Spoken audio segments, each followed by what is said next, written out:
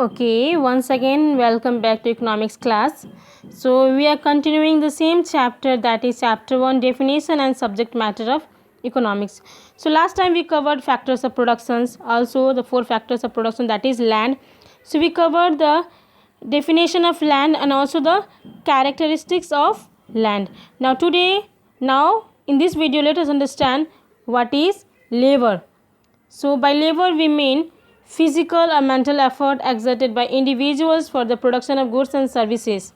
So, here the mental effort and the physical effort done by the individual for producing any goods and services is known as labor.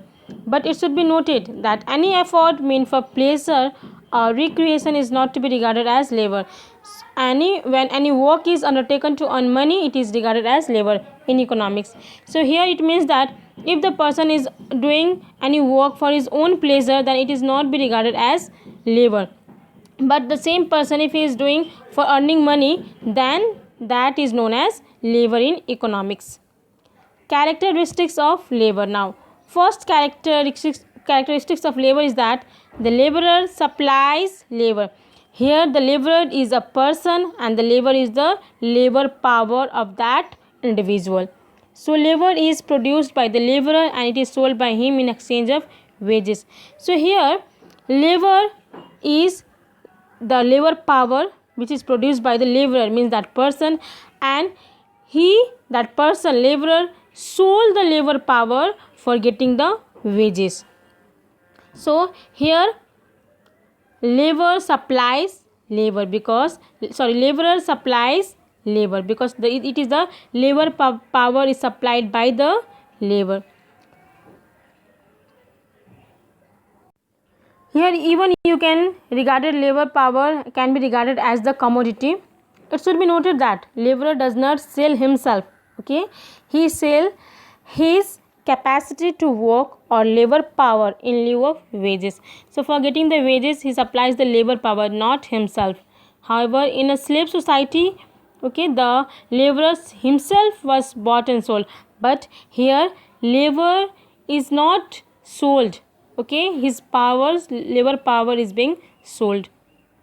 Second is labor power or the labor cannot be separated from the laborer. Yes, obviously we cannot separate the individual power from that particular individual person. So the presence of laborer is essential for getting the supply of labor. Example is given: a landowner as a person and the land owned by him can be separated. Similarly, the owner of the capital can be separated from his capital, but the laborer cannot be separated from his labor power, because here the laborer is a person and the labor is his power. So we cannot separate the power from that person. So it is the feature of labor. Third is labor cannot be accumulated by laborer. So labor cannot be accumulated by a laborer. A capitalist can accumulate capital, or a landowner can increase his quantity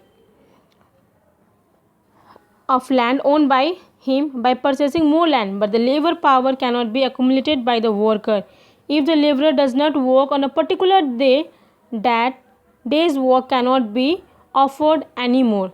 So in the same way, yes, it is right that we can accumulate capital.